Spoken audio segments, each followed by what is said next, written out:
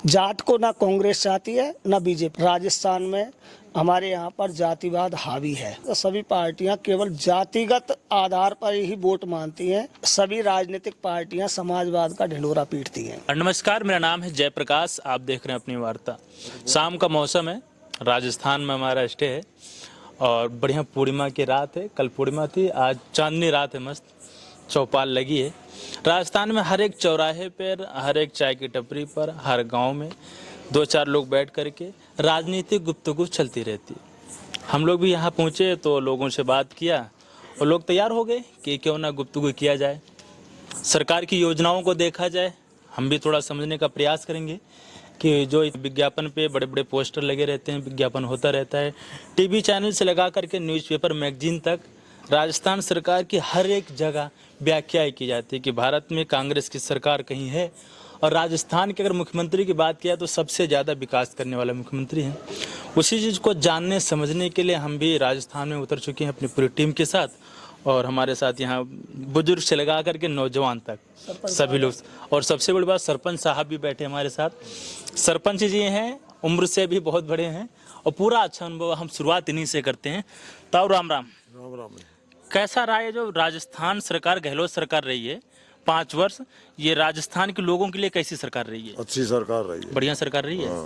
अच्छे विकास किए, विकास अच्छे किए हैं। 2000 यूनिट किसान के लिए फ्री बिजली दी है, 100 यूनिट घरों की बिजली फ्री दी है, मुफ्त का जो ये फूड पैकेट दिए हैं। अच्छा अच्छा, मोबाइल दिए हैं। मोबाइल दिए हो, और क्या नहीं, बहुत बढ़िया सरकार रही है। बहुत बढ़िया सरकार रही है। सरकार तो बहुत बढ़िया रही, लेकिन इससे भ्रष्टाचारी के आरोप भी बहुत बढ़िया बढ़िया लग रहे हैं। भ्रष्टाचार के आरोप तो बीजेपी में लगते रहते हैं, तो चलते रहते हैं, हर सरकार में चलते हैं। तो अरे तो अभी तो यहाँ भ्रष्टाचार इतना लगा रहे हैं, एक सारे जितने सरकारी नौकरियां निकलती हैं, चाहे वो रीट का हो, चाहे आरएएस जो यहाँ राजस्थान का है, चाहे राजस्थान पुलिस हो, सब पे तो भ्रष्टाचार का आरोप लगता है कि सारे पेपर लीक हो जाते हैं। तो आपको ऐसा नहीं लगता कि सरकार भ्रष्टाचार है? नहीं, मुझे नहीं लगता है। हाँ, मुझे नहीं लगता है। अच्छा, बीजेपी में क्या बात है? बीजेपी में भी ये पेपर लीक हुए थे। बीजेपी में भी पेपर लीक हुआ। 5 साल में राजस्थान में 15 वैकेंसियां निकली, 15 पेपर लीक हो गए। आपको नहीं, वो तो सही है, वो तो हो जाते हैं लीक। अब कुछ गवर्नमेंट ये तो रही है कि गवर्नमेंट। अच्छा, इसमें गलती किसकी है? गलती किसकी है? नहीं, गलती तो गवर्नमेंट की मानी जाती है, लेकिन ये लेकिन होती नहीं है। लेकिन कर्मचारी भी तो जिम्मेदार तो कर्मचारी भी होते हैं ना, तो उनके ऊपर सजा का प्रावधान। अब क्या सीएम को सारी वो थोड़ी होती है कि सीएम सारी जगह निगरानी रख सके। आपकी बात तो सही, लेकिन घर का मुखिया ही तो निगरानी रखेगा पूरे घर पर, और कौन रखेगा? और सीएम साहब पूरे प्रदेश के मुखिया होते हैं। नहीं, मैं बताऊं कि पूरा प्रदेश का मुखिया, लेकिन गृहस्थी के एक परिवार है और पूरे राज्य तो बहुत काफी अंतर है। अच्छा अच्छा, कांग्रेस पार्टी इतना बोल रहे हैं, लेकिन कांग्रेस पार्टी ने जितने वादे किए थे वो तो पूरे नहीं हुए। मैं आपको बता रहा हूँ, किसानों का कर्जा माफ, लड़कियों के लिए 50%, महिलाओं के लिए सरकारी बसों में किराया फ्री, और पत्रकार और वकीलों के लिए अलग से अधिनियम बनाना, स्वास्थ्य व्यवस्था पूरी मेंटेन करना, क्राइम कम करना।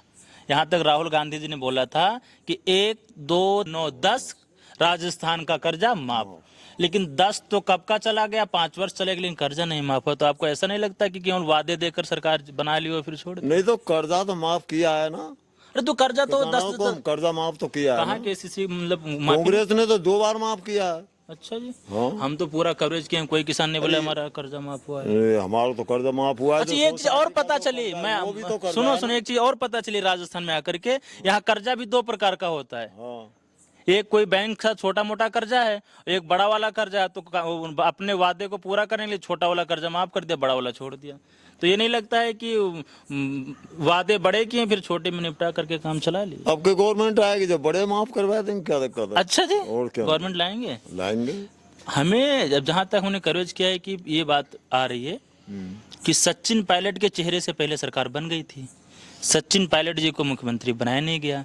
तो इस बार तो कुछ गड़बड़ लग रहा है क्या? नहीं, सचिन पायलट आत्मों से संग है, पार्टी के साथ है। तो पार्टी उनके तो खून में कांग्रेस, वो तो पार्टी के साथ रहेंगे, पार्टी के साथ है वो, क्या दिक्कत है? इस बार बनाएंगे फिर सरकार? बनाएंगे। यहाँ इस क्षेत्र में जितने भी बच्चे हैं, हमें लगता है सबको किसी न किसी प्रकार से शिक्षित किए हैं। तो हम गुरु जी से थोड़ा राजनीतिक बात करते हैं कि क्या 5 वर्ष की सरकार कैसी रही और जो परिवर्तन मतलब जहाँ तक सुनने को मिल रहा है, जहाँ तक मैं कवरेज करता हूँ कि परिवर्तनशील यहाँ सरकार रहती है, तो क्या लगता है इस बार कि परिवर्तन होगा कि रिपीट होगी सरकार? नहीं, अभी तक का जो इतिहास बताता है वो तो यही बता रहा है कि राजस्थान में 5 साल के लिए बीजेपी आती है, 5 साल के लिए कांग्रेस सरकार आती है। और अब तक के जो मीडिया का जो वो बता रहा है सर्वे उसके मुताबिक भी ये लग रहा है कि सरकार बदलने वाली है। यहाँ पर सरकार बदलने वाली है। एक चीज है, राजस्थान और बिहार भारत के 2 प्रदेश ऐसे हैं जहां पर राजनीति जाति पर होती है। बिहार में लोग जाति पे ही वोट देंगे, कुछ भी काम हो ना हो, और हमने राजस्थान में जहां तक देखा है कि जाति पर ही वोट मिलता है। तो आपको क्या लगता है इस बार जातीय समीकरण क्या बोल रहा है? कहने की बात यह है कि सभी राजनीतिक पार्टियां समाजवाद का ढिंढोरा पीटती हैं कि हम आएंगे और समाजवाद स्थापित करेंगे, लेकिन जैसे जैसे चुनाव नज़दीक आता है तो सभी पार्टियां केवल जातिगत आधार पर ही वोट मांगती हैं और जिस जाति का ज़्यादा बहुमत होता है उसको ही टिकट देने का विचार रखती हैं। यानी कि समाजवाद इन किसी भी राजनीतिक पार्टी के अंदर नहीं है। नाम केवल समाजवाद है, काम सब जातिवाद का है। तो ये बिल्कुल सही बात है। राजस्थान में हमारे यहाँ पर जातिवाद हावी है। जातिवाद है। जी। बाकी अगर अशोक गहलोत जी की सरकार की उनकी स्कीमों की बात करें तो क्या लगता है ग्राउंड जीरो तक पहुंच पाए इसमें? नहीं, गहलोत जी का जो शासनकाल रहा है इसमें मुझे जो देखने को मिला है वो ये है कि गांव में, गलियों में, मोहल्लों में और शहरों में, कस्बों में सभी जगह एक त्योहार जैसा माहौल बना हुआ है। किसके माध्यम से? जैसे राशन की फ्री किटें मिल रही हैं, तो लोगों में रोजाना नित नया त्योहार जैसा माहौल बना हुआ है। ये वास्तव में बहुत अच्छी योजना है और आम जनता के लिए सीधा सीधा लाभ वहाँ पहुँच रहा है। सीधा आम जनता के लिए सीधा लाभ पहुँच रहा है। लेकिन जो पढ़े लिखे एजुकेटेड हो रहे हैं लड़के, जो पढ़ रहे हैं, जो माँ बाप अपना खेत बेचकर पढ़ा रहे हैं, वो तो बेरोजगार पड़े हैं। तो उसको क्या लगता है कि जब युवाओं का कोई भविष्य नहीं तो सरकार कुछ कर पाएगी? अब जहाँ तक ये करप्शन की बात जो आ गई, आपने भ्रष्टाचार की बात बोली है, सीधा भ्रष्टाचार। तो भ्रष्टाचार किसी एक व्यक्ति के सुधरने से तो होगा नहीं। अशोक गहलोत जी बिल्कुल वास्तव में भ्रष्टाचार के विपरीत काम किया है। इन्होंने भ्रष्टाचार पर खूब इन्होंने डंडे बरसाए हैं और उन्होंने काफ़ी कोशिश की है। लेकिन अब ये 40 करोड़ लगभग 10 करोड़ की आबादी है पूरे राजस्थान की, तो अकेले अशोक गहलोत जी क्या करेंगे बताओ आप? अकेले संभालना मतलब अकेला चना भाड़ नहीं फोड़ सकता। इसके लिए तो हम सभी जनता को और आम जनता को और सभी को अपना सुधार करना पड़ेगा। कहते हैं ना, अपना करो सुधार, तभी मिटेगा भ्रष्टाचार। तो इसमें गहलोत जी क्या करेंगे? गहलोत जी हो, वसुंधरा जी हो।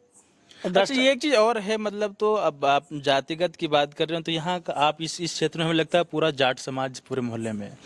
तो जाट समाज इस बार किस ओर होती है? जब आपने जातिगत समाज मेरी खुद की जाति का आपने प्रश्न मुझसे पूछ लिया है तो मैं आपको बताना चाहूँगा, जाट को ना कांग्रेस चाहती है ना बीजेपी चाहती है। ये दोनों ही जाट को बहुत नीचे गर्त में पिछले 2.5 दशक में जाट समाज का पूरे केवल राजस्थान में नहीं पूरे भारतवर्ष में और बहुत ज़्यादा पतन हुआ है, राजनीतिक रूप से, आर्थिक रूप से, और इस जाति को दबाने का प्रयास किया गया है बीजेपी और कांग्रेस दोनों पार्टियों द्वारा।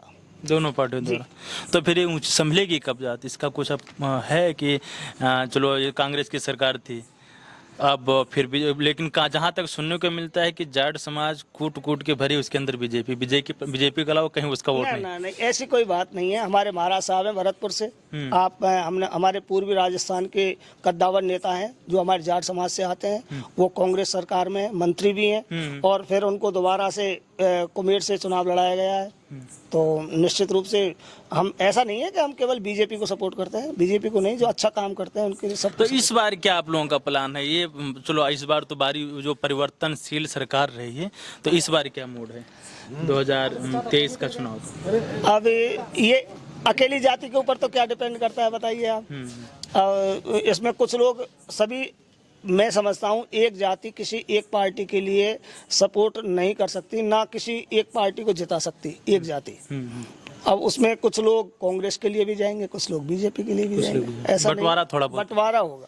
एक चीज और बात आती है, अभी जहाँ तक हमने रिपोर्टें पढ़ी हैं तो भारत में राजस्थान ऐसा प्रदेश है जहाँ पर महिला उत्पीड़न, चाहे डोमेस्टिक मतलब जो घर परिवार के रूप में महिलाओं को परेशान करना हो, चाहे अब अगर बात करें तो रेप बलात्कार जैसे केस बहुत सारे महिलाओं को राजस्थान में आते हैं।